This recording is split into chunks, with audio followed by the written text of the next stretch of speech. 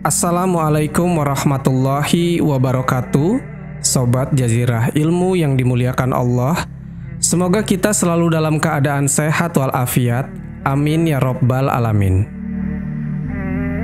Nabi Ayub diperkirakan hidup pada tahun 1420 sampai 1540 sebelum Masehi. Beliau adalah keturunan dari Nabi Ishak bin Ibrahim alaihissalam.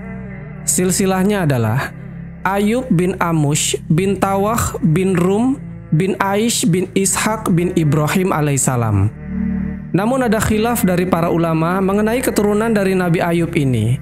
Salah satunya adalah Ibnu Hajar mengatakan Ayub datang dari keturunan Isau, yaitu saudara sekandungnya Nabi Ishak alaihissalam. Meskipun dalil tegas dari Al-Quran dan hadis tidak menyebutkan tentang silsilah jelas dari Nabi Ayub ini. Tapi yang pasti, Ayub adalah keturunan dari Ibrahim alaihissalam dan beliau adalah nabi yang diutus kepada kaum Bani Israel. Beliau diutus di sebuah negeri yang bernama Hauron dan Tih yang masih berada dalam wilayah negeri Syam. Pendapat lain mengatakan, kalau Nabi Ayub diutus di sebuah desa yang bernama Al-Juro, yang sekarang masuk bagian Askelon, sebuah kota di pesisir Laut Tengah dan di utara jalur Gaza. Nabi Ayub ini teman-teman, dikaruniai harta yang banyak seperti Nabi Sulaiman alaihissalam. Bahkan ada riwayat yang mengatakan, Ayub adalah nabi terkaya kedua setelah Sulaiman alaihissalam. Nabi Ayub diberikan paket lengkap sama Allah Subhanahu wa Ta'ala. Beliau memiliki ternak yang sangat banyak, sawah yang amat luas, dan beliau juga dikaruniai anak yang banyak, sehingga lengkaplah sudah kehidupan duniawinya. Saking kaya rayanya Nabi Ayub ini, ketika itu di negeri Syam tak ada seorang pun yang menyamai kekayaannya. Walaupun memiliki kekayaan yang luar biasa, Nabi Ayub tidak pernah sombong dan congkak. Bahkan, Ayub pun dikenal di masyarakat sebagai orang yang paling penyabar di negeri itu. Tak pernah sekalipun marah dan tak pernah mengeluh atas suatu apapun. Nabi Ayub juga adalah seorang yang dermawan. Beliau membangun beberapa tempat peribadatan kaumnya dan menyampaikan beberapa syariat di sana. Di rumahnya, Nabi Ayub memiliki beberapa meja makan yang sengaja dibuat untuk makan fakir miskin, keluarganya, dan tamu-tamu yang datang ke rumahnya. Ayub memang orang yang sangat suka bersedekah. Dan dengan sifat dermawannya itu, kekayaan dan hartanya justru semakin bertambah banyak. Meski Ayub tahu bahwasanya semakin hari hartanya semakin bertambah banyak, dia sama sekali tidak sombong dan selalu bersyukur terhadap nikmat yang diperolehnya itu. Maka pada suatu hari, iblis pun iri melihat sikap dari Nabi Ayub alaihissalam.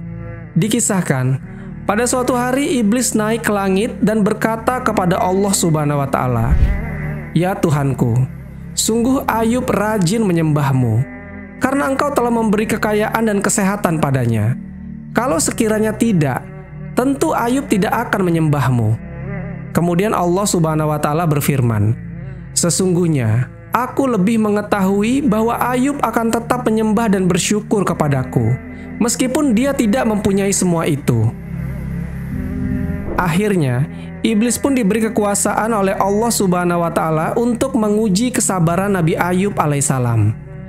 Di sini Allah Subhanahu wa Ta'ala ingin membuktikan kepada iblis bahwa hambanya yang bernama Ayub ini adalah utusannya yang sangat sabar, dan hendaknya iblis malu pada perbuatannya yang ingkar.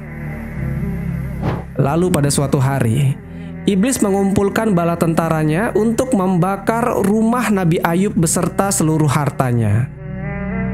Setelah semuanya ludes terbakar, ketika itu Nabi Ayub sedang sholat di masjid. Iblis lalu berkata, "Hai Ayub, apakah engkau tetap mau menyembah Tuhanmu sedangkan engkau saat ini dalam bahaya? Sesungguhnya Tuhanmu telah membakar dan memusnahkan seluruh harta kekayaanmu. Semuanya habis menjadi abu, dan engkau sekarang menjadi miskin." Saat itu Nabi Ayub tidak menjawab. Dia tetap melanjutkan sholatnya. Setelah selesai sholat, Nabi Ayub berkata, "Alhamdulillah, Allah telah memberiku rezeki dan kini telah mengambilnya kembali." Lalu Nabi Ayub pun berdiri dan melaksanakan sholat lagi. Ketika itu, iblis sangat kesal melihat reaksi Nabi Ayub. Dia merasa gagal untuk menggoda Ayub dari sisi harta benda. Ternyata tidak semudah itu untuk menggoda Nabi Ayub alaihissalam. Iblis pun mulai mencari cara lain untuk menggoyahkan iman dari Nabi Ayub alaihissalam. Iblis mulai mentarget anak-anak dari Nabi Ayub. Iblis berpikir, mungkin bagi Ayub harta yang paling dia sayangi adalah anak-anaknya. Iblis pun mendatangi anak-anak Nabi Ayub yang saat itu anak-anak Ayub sedang berada di rumah anak tertuanya. Saat itu iblis datang dan merobohkan rumah itu hingga semua anak-anak Nabi Ayub mati. Lalu iblis cepat-cepat pergi menemui Nabi Ayub lagi yang sedang sholat. Iblis berkata, "Hai Ayub, lihatlah, Tuhanmu telah merobohkan rumah anak-anakmu hingga semua anak-anakmu mati. Apakah engkau masih tetap menyembahnya?" Selesai sholat, Nabi Ayub berkata, "Hai iblis terkutuk, Allah yang telah memberiku itu semua, lalu Allah pula yang mengambilnya dariku. Semua harta dan anak adalah ujian bagi manusia. Sekarang Allah telah mengambilnya dariku, sehingga aku bisa bersabar dan tenang untuk beribadah kepadanya." Bagi orang awam, hal ini mungkin pukulan batin yang amat berat. Namun bagi Nabi Ayub itu semua hanyalah cobaan, dan untuk itulah dia tidak pernah meratapi kematian anak-anaknya. Nabi Ayub menganggap semua yang ada di muka bumi ini nantinya juga akan musnah sesuai dengan waktu yang Allah telah tetapkan. Teman-temanku seiman, karena iblis ini belum puas dengan godaannya itu, maka dia meminta kepada Allah Subhanahu wa Ta'ala agar memberi cobaan berupa penyakit yang menimpa Nabi Ayub alaihissalam. Waktu itu Allah menurunkan penyakit berupa penyakit kulit, seperti penyakit kudis, dan itu termasuk salah satu penyakit yang berbahaya. Menurut sebuah riwayat dari Ibnu Katsir, Ayub ditimpahkan penyakit di sekujur tubuhnya. Hanya akal dan pikirannya saja yang masih waras. Pendapat lain mengatakan, Ayub menderita penyakit dari ujung kepala sampai ujung kakinya. Hanya tinggal jantung dan mulutnya saja yang masih normal. Dari semua pendapat itu, wallahu alam mana yang benar. Yang pasti, ketika itu Nabi Ayub menderita penyakit yang membuat sekujur tubuhnya tak sanggup melakukan apapun. Dan sialnya teman-teman, saat itu teman-temannya Nabi Ayub ini bukannya menolong, malahan mereka semua menjauhi Nabi Ayub karena mereka menganggap Ayub kena tuah dari Tuhan-Tuhannya. Meskipun semua sahabatnya tak ada yang datang untuk membantu dan menjenguknya, dan bahkan saat itu Ayub mendengar ocehan-ocehan mereka tentang dirinya, tapi itu semua tidak membuat Nabi Ayub sakit hati. Nabi Ayub bahkan semakin takwa kepada Allah Subhanahu wa Ta'ala, dan dia yakin suatu hari nanti penyakitnya ini pasti akan terobati. Dan dia juga yakin bahwa semua itu adalah ujian dari Allah Subhanahu wa Ta'ala karena Allah sayang padanya. Di sisi lain, iblis mengira Nabi Ayub tidak akan beribadah dengan kondisinya yang seperti itu. Namun di luar dugaan, ternyata Nabi Ayub tetap bisa beribadah kepada Allah Subhanahu wa Ta'ala meskipun dengan cara atau gerakan sebisanya. Iblis semakin marah. Semua cara telah dia lakukan, mulai dari menghilangkan hartanya, kemudian menghilangkan semua anak-anaknya, sekarang menghilangkan kesehatannya. Tapi semua itu tidak membuat Ayub jauh dari Allah Subhanahu wa Ta'ala. Tapi ada satu cara lagi dari iblis, yang mungkin saja cara ini akan berhasil menjauhkan Ayub dari Allah. Iblis hendak menggoda istrinya Nabi Ayub alaihissalam. Saat itu iblis membisikkan kata-kata supaya segera meninggalkan Nabi Ayub yang lagi sakit itu. Sebab suaminya itu sudah tidak bisa mencari nafkah untuk dirinya. Awalnya, istrinya mampu bertahan. Namun karena bisikan iblis ini semakin hari semakin kuat, akhirnya pada suatu hari istrinya pun meninggalkannya. Kita sudah dapat membayangkan teman-teman, bagaimana penderitaan Nabi Ayub ketika itu, sebab dirinya sudah sakit parah kini ditinggalkan pula oleh istrinya. Tapi teman-teman, menurut beberapa riwayat yang lain mengisahkan, istrinya itu tidak meninggalkan Nabi Ayub alaihissalam.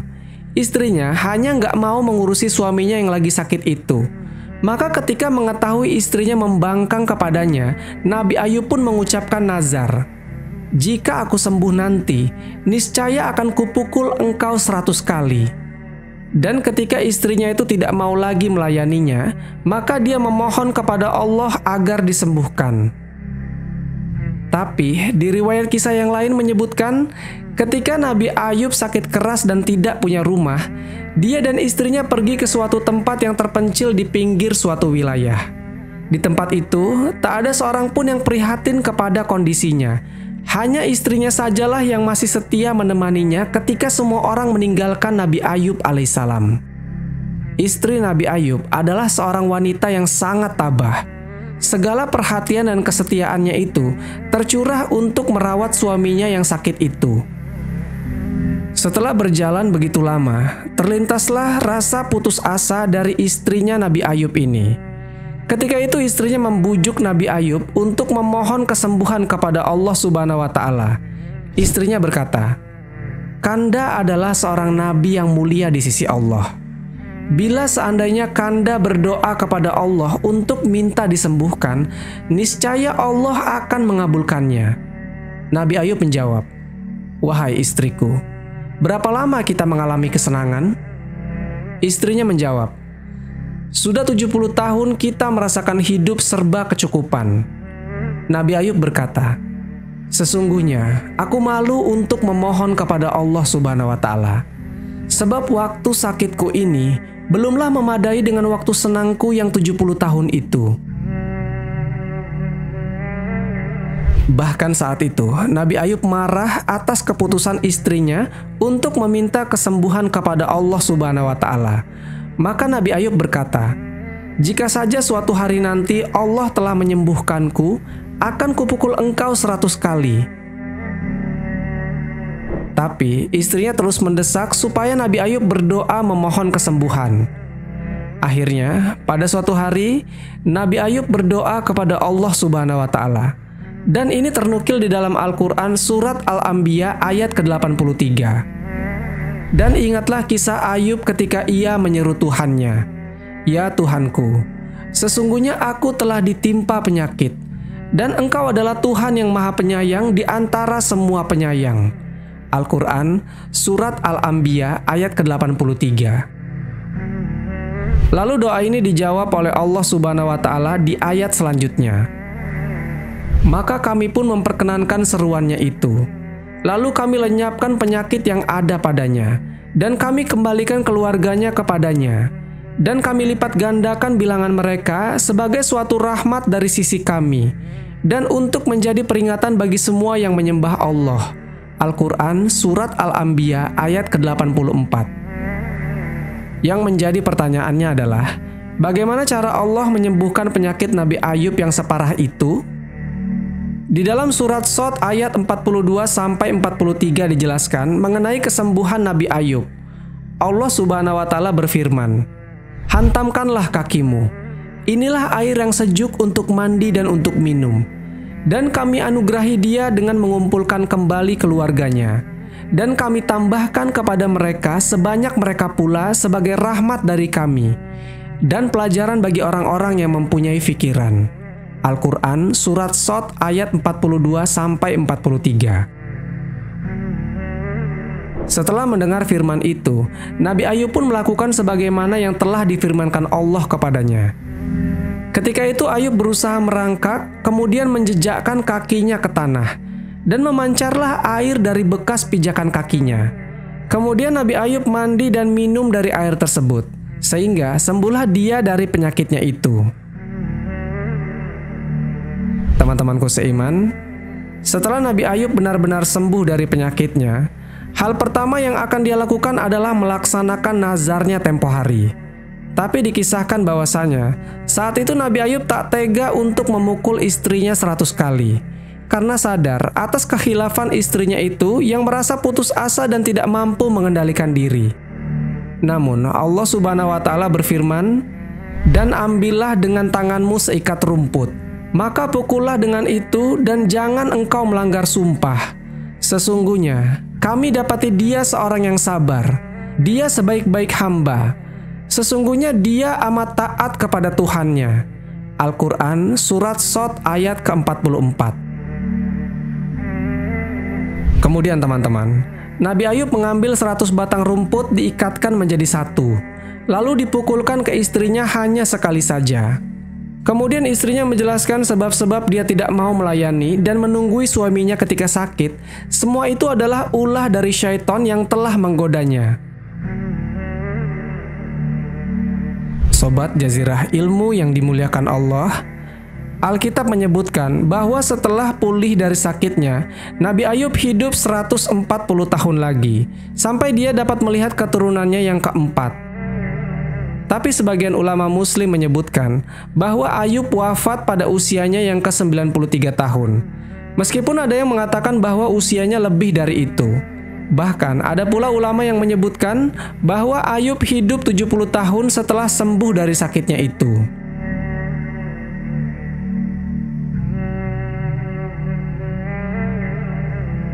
Setidaknya ada beberapa tempat yang dipercayai sebagai makam dari Nabi Ayub alaihissalam. Yang pertama di daerah Palestina. Desa Dair Ayub dikatakan sebagai lokasi makam Nabi Ayub menurut kepercayaan setempat. Desa ini berada di sebelah tenggara kota Ramla, sebuah kota yang ada di Palestina yang berpenghuni orang Yahudi dan Arab. Tempat itu terletak di sekitar 20 km tenggara Tel Aviv dan di selatan Lot. Di kawasan Tabiqoh di pesisir Danau Galilea, ada beberapa situs yang dikaitkan dengan Nabi Ayub alaihissalam. Ada gua kecil di dekat Gunung Eremos yang disebut dengan Gua Ayub. Ada 2 menara yang dibangun pada masa Romawi Timur untuk mengumpulkan air yang dinamai Tanur Ayub dan Hammam Ayub. Hammam Ayub ini teman-teman, awalnya disebut dengan nama pemandian kusta.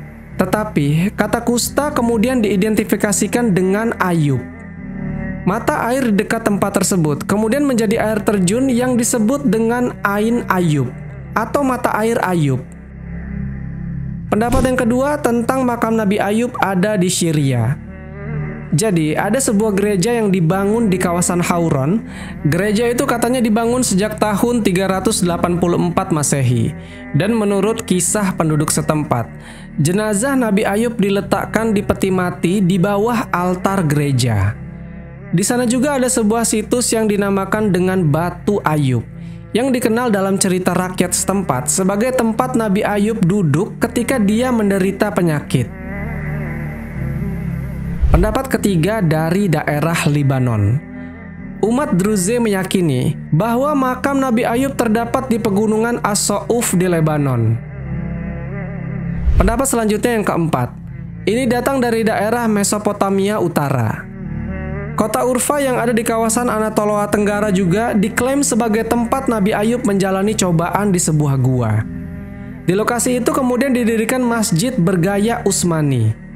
Lalu di lokasi itu juga ada sebuah sumur yang dikatakan sebagai mata air yang muncul saat Nabi Ayub menjejakkan kaki di tanah seperti yang dijelaskan dalam Al-Quran. Masyarakat di sana percaya air dari sumur itu dianggap memiliki khasiat penyembuhan. Pendapat yang terakhir yaitu yang kelima. Konon kabarnya makam Nabi Ayub ada di daerah Oman. Penduduk sekitar mengatakan makam tersebut terletak di pegunungan Karoh di luar kota Salalah di Arab Selatan. Wallahu a'lam bishawab. Jadi itulah kisah Nabi Ayub alaihissalam. Semoga kisah ini bermanfaat.